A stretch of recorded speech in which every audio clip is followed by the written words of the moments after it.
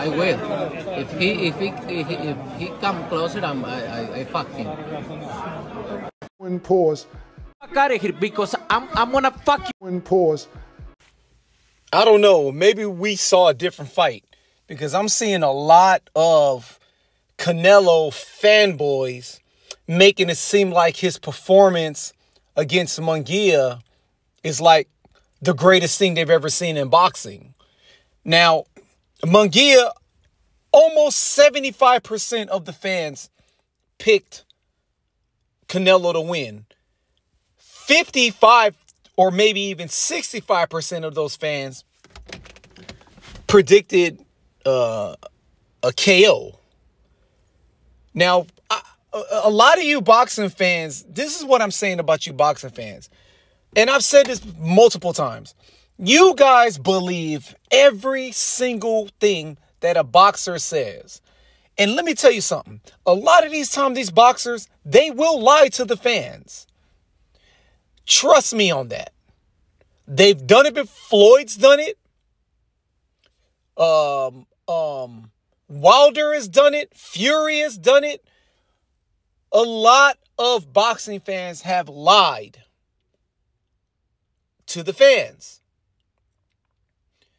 Canelo is talking about because Munguia is a fellow Mexican that he didn't want to knock out a Mexican, so he let him up, like he carried him to 12 rounds.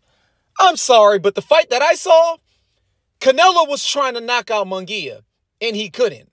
See, first you say you don't want to fight any Mexicans because you represent Mexico. And then you have a pay-per-view fight against a Mexican. So you're contradicting yourselves right there, right? Very hypocritical. Okay? And by no means am I Benavidez fans. Could care less about Benavidez. Could care less. All right? But Benavidez, like, you might as well eliminate that conversation. The guy moved up to 175. He can't make 168 anymore. And let me tell you, and Canelo knows it. Canelo knows that the man can't make 168 anymore. Okay? So all this talk about those two guys fighting, it's never going to happen. All right? If they were to fight, okay? If they were to fight, and I know Munguia had a lot of success in this fight. If they were going to fight, I can guarantee you Benavidez is going to be drained. There might be a rehydration clause, but even if there isn't a rehydration clause, he will be drained. Benavidez will be drained. Everyone is talking about, oh, he's a bigger puncher than Munguia, and if that was Benavidez, he would have stopped Canelo with all those punches landed. You mean to tell me that a guy known would have an iron chin is going to stop Canelo, but the same guy couldn't stop Caleb Plant, the guy who Canelo stopped? Make this make sense, people. Make this make sense. All right? So, to get back to the fight, okay? The fight is closer than what a lot of people think. All right? Munguia was a busier fighter. He landed a lot of shots. And I see that Canelo strategy, and it kind of somewhat worked. But he was hitting Munguia on the shoulders, took away some of the steam from his punches. It worked. He was trying to get Munguia to punch himself out. But Munguia kept punching. He's young. He kept punching. But Munguia was throwing a lot of arm punches. He also was giving up his height. And he was also leaning forward a lot. At times leaning forward. And I don't know what that's about. But if you have the height, don't give up your height. Use your height to your advantage. Watch old school fights. Watch Bob Foster. Watch Vladimir Klitschko. Watch Tommy Hearns. You watch certain fighters that are tall, that knows how to use their height, and study these guys. Study these fighters. Ezra Charles.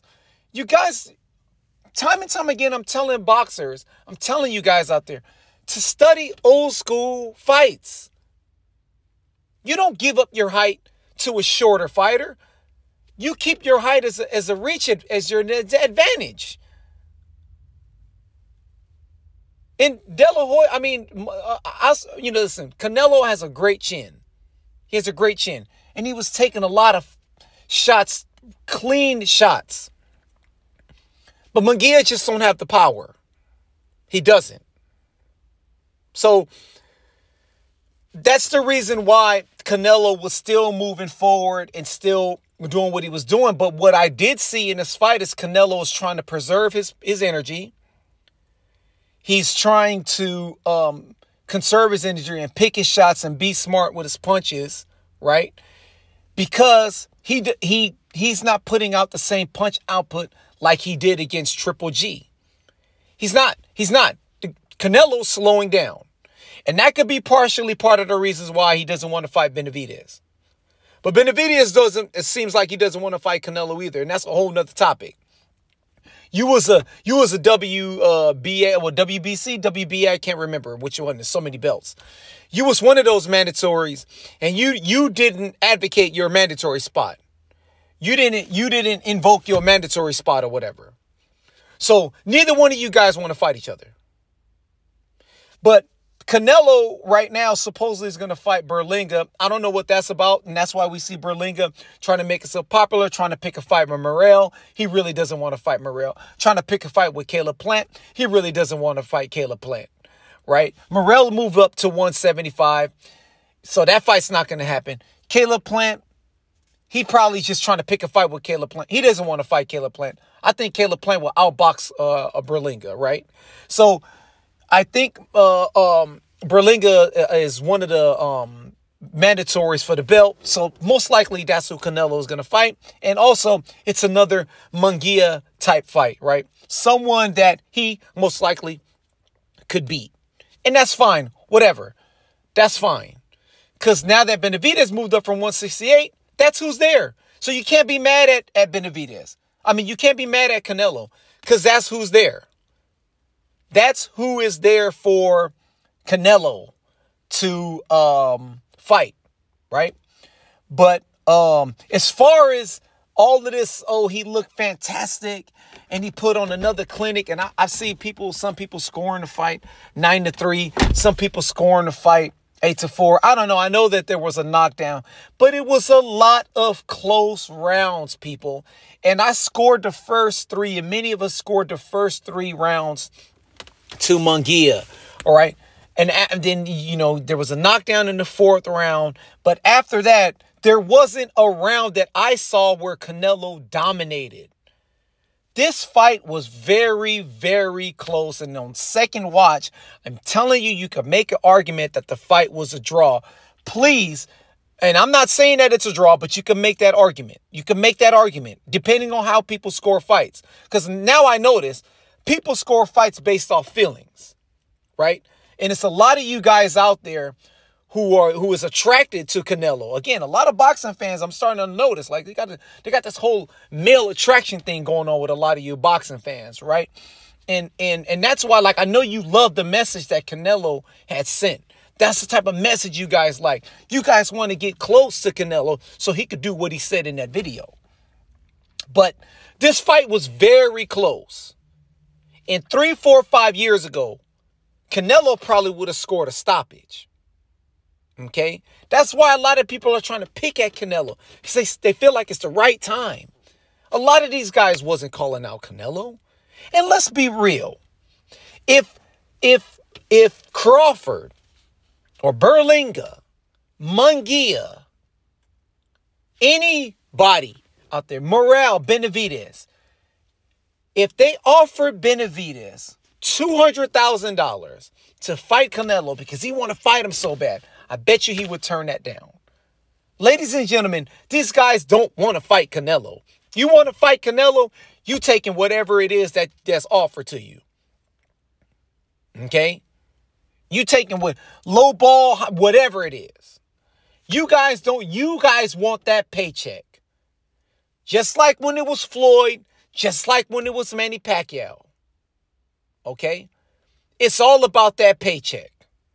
Because if you guys really want to fight Canelo, you would make that fight happen just like Benavidez, no matter what the cost is. So I don't want to hear that.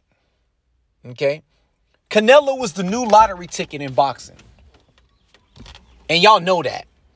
Y'all know that he's y'all know that he's the lottery ticket in boxing. Okay? But everyone sees that Canelo is slowing down. And listen, Crawford wants to fight Canelo. What weight class does Crawford want to fight him at? I don't want to see a catch weight. I don't want to see 162, 164, 165, 161. I don't want to see any of that. Because all it is you guys want somebody who's been established at 168 to drain himself to get down to a weight where the challenger is most comfortable. This is Canelo's house at 168. Crawford, if you want to fight Canelo and you really want to fight him, you fight him at 168. Sick of these catch weights. All of this 162, we're going to fight at 153. We're going to fight at 158. No. If you want to fight Canelo, you fight him at 168. All right? Because at the end of the day, Canelo is still the undisputed active champion at 168. It is what it is. So forget the Benavidez talk. Forget the Morrell talk. Canelo is fighting who is at 168. And that's just that. Period, point blank. He's on his way out. He's going to probably have one or two more fights, and he's going to retire. He doesn't want to retire a loser. The guy wants to retire as a winner, okay? So he's not going to take all these risky fights, just like Floyd Mayweather did in his career. Canelo was copying the exact same blueprint, okay? Period. That's what he's doing. All right, this is the MOBC, my own boxing community. Please like, share, and subscribe to my channel. Holla.